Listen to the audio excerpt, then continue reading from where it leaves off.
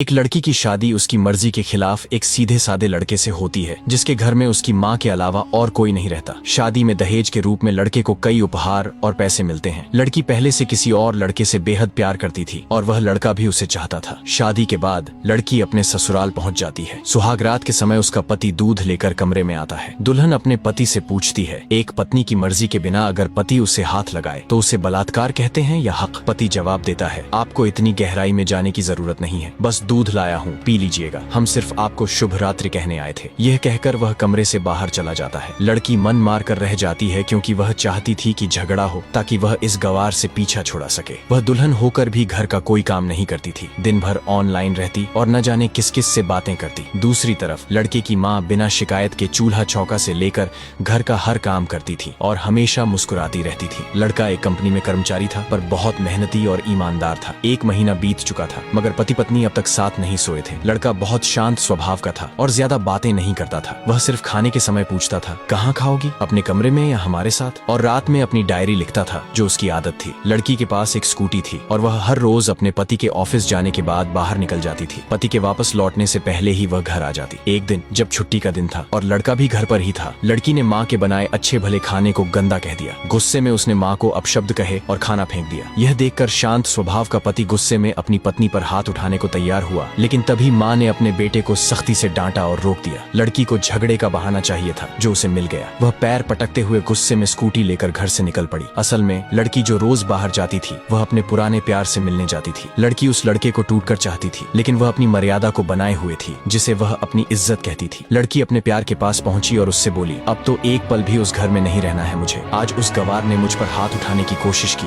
ये मुझे बर्दाश्त नहीं। लड़का बोला, मैं तो कब से कह रहा हूँ कि भाग चलो मेरे साथ कहीं दूर, मगर तुम हो कि हर बार टाल देती हो। लड़की ने जवाब दिया, शादी के दिन मैं आई थी तुम्हारे पास, तब तो तुमने खुद ही मुझे वापस भेज दिया था। लड़का कहने लगा, खाली हाथ भागकर कितना दूर जा सकती हो? मैंने कहा था कि कुछ पैसे और गहने साथ ले आना, तुम तो खाली हाथ ही आ गई थी। आखिर दूर किसी नई जगह पर जिंदगी नए सिरे से शुरू करने के लिए पैसे तो चाहिए ना? लड़की बोली, तुम्हारे और मेरे प्यार के बारे में जानकर मेरे घर वालों ने मेरे बैंक पासबुक, ATM और सारे गहने तक जब्त कर लिए थे। मैं तुम्हारे पास लाती भी क्या? हम दोनों मेहनत करके कमा भी तो सकते थे। लड़के ने तीखे स्वर में जवाब दिया, खाली हाथ भागते तो ये इश्क का भूत 2 दिन में उतर जाता, समझी? और जब भी तुम्हें छूने की कोशिश करता हूँ बस नखरे दिखाती हो, हर बार यही कहती हो। शादी के बाद? लड़की ने गंभीरता से कहा, हाँ, शादी के बाद ही अच्छा होता है ये सब। मैं आज भी एक कुंवारी लड़की हूँ। शादी के बाद भी आज तक उस गवार के साथ सो नहीं सकी क्योंकि मैं तुम्हें ही अपना पति मान चुकी हूँ। बस तुम्हारे नाम का सिंदूर लगाना बाकी है, वह लगा दो, फिर सब कुछ तुम्हारी मर्जी से होगा। लड़का मुस्कुराकर बोला, ठीक है, मैं तैयार हूँ, मगर इस बार कुछ पैसे जरूर साथ ले आना। ऐसा मत सोचना कि हम दौलत से प्यार करते हैं, हम सिर्फ तुमसे प्यार करते हैं। बस थोड़े पैसे किसी छोटे मोटे बिजनेस के लिए चाहिए। लड़की ने नाराजगी से कहा, उस गवार के पास पैसे कहाँ होंगे? मेरे बाप से 3 लाख रुपए ऊपर से मारुति कार भी ले चुका है। हाँ, कुछ गहने हैं, वही ले आऊंगी आज। यह कहकर लड़के ने लड़की को एक होटल का पता दिया और वहाँ मिलने का समय तय कर चला गया। लड़की घर आकर फिर से झगड़ा करने लगी मगर अफसोस वह अकेले ही चिल्लाती रही, उससे लड़ने वाला कोई नहीं था। रात 8 बजे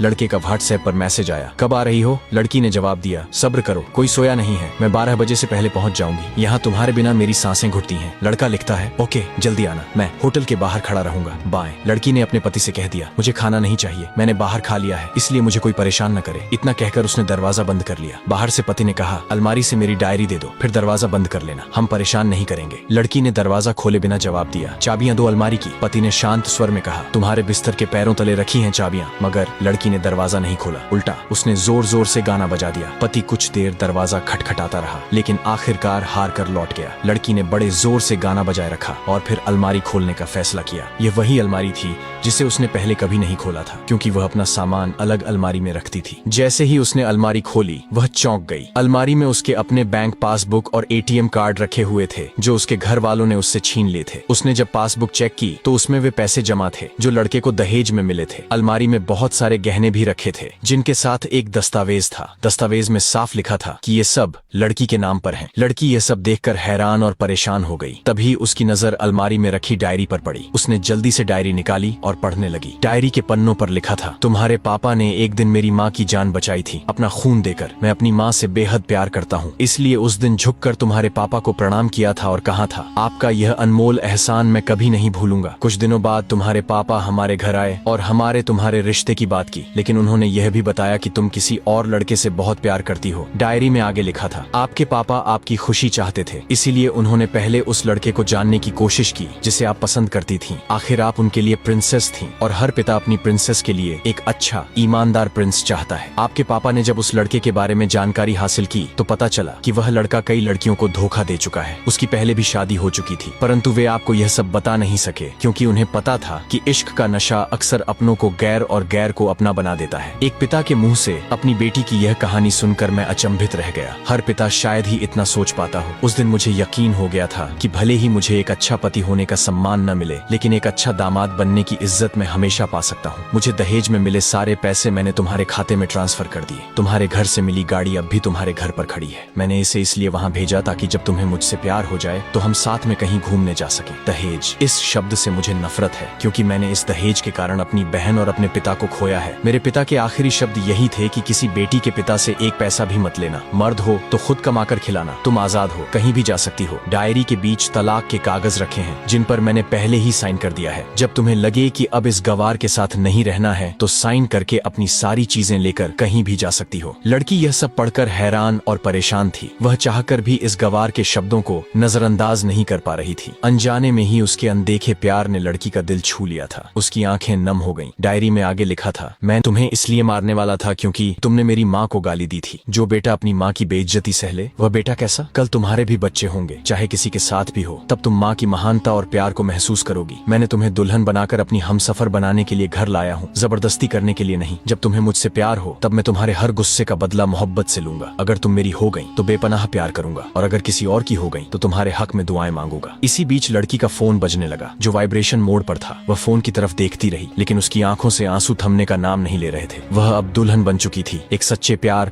और समर्पण को महसूस करती हुई सिसकते हुए लड़की ने अपना मोबाइल उठाया और पहले सिम कार्ड को तोड़कर सारा सामान वैसे ही रखा जैसा था। न जाने कब उसकी आंखें बंद हो गईं, उसे पता ही नहीं चला। सुबह देर से उठी, तब तक उसका पति ऑफिस जा चुका था। उसने सबसे पहले नहा धोकर साड़ी पहनी, फिर अपनी मांग में लंबी और गहरी सिंदूर डाली। फिर उसने किचन में जाकर सास को कमरे में बुलाया और तैयार होने के लिए कहा। कुछ समझे बिना सासू माँ को अपने साथ स्कूटी पर बिठाकर थोड़े नमकीन, हलवे और चाय के साथ जबरदस्ती ले जाने लगी। सासू माँ को कुछ भी पता नहीं था कि बहू उन्हें कहाँ ले जा रही है, लेकिन वह चुपचाप बैठ गई। रास्ते में सासू माँ से पति के ऑफिस का पता पूछते हुए वो ऑफिस पहुँच जाती है। जब पति ने अपनी पत्नी को इस हालत में देखा तो वह हैरान रह जाता है। पति ने पूछा, सब ठीक तो है ना माँ? लेकिन माँ बोलने से पहले पत्नी गले लगाकर कहती है, अब सब ठीक है, I love you for ever. Office में खड़े सभी लोग ये दृश्य देख रहे थे तो दुल्हन कहती है, मैं इनकी धर्म पत्नी हूँ। अब 1 महीने तक मेरे पतिदेव ऑफिस में दिखाई नहीं देंगे। ऑफिस के लोग चौंक जाते हैं। दुल्हन ने कहा, क्योंकि हम लंबी छुट्टी पर जा रहे हैं साथ साथ। पति ने कहा, पागल। दुल्हन ने कहा, आपकी सादगी और भोलेपन ने मुझे ऐसा बनाया है। सभी लोग तालियां बजाते हैं और दुल्हन फिर से अपने गवार पति से लिपट जाती है। वह जानती है कि अब से वह कभी भी अपने पति से दूर नहीं होगी। बड़े कड़े फैसले होते हैं कभी कभी हमारे अपनों के, लेकिन हम समझ नहीं पाते